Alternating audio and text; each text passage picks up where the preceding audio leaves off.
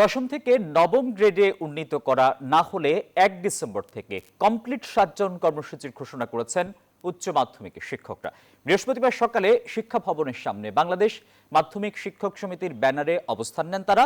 বলেন, অনেক নিচের গ্রেডের পদও নবম গ্রেডে নেওয়া হচ্ছে, শুধু দশম গ্রেডের সহকারী শিক্ষকের পদ নিয়ে কোনো পদক্ষেপ নেওয়া হচ্ছে না।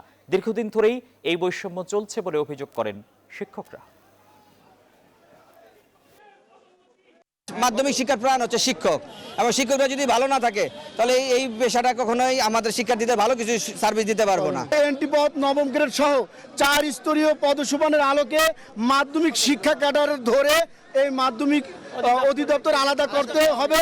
এখানে আমাদের যথাযথ পদায়ন করতে হবে এবং আমাদের অ্যাডভান্স ইনক্রিমেন্ট টাইম স্কেল 3 দিনের মধ্যে যদি না দেয় আমরা আগামী 1 তারিখ থেকে কমপ্লিট শাটডাউনে আমরা চলে যাব। Bashundhara public school and college 2026 শিক্ষাবর্ষে ভর্তি চলছে।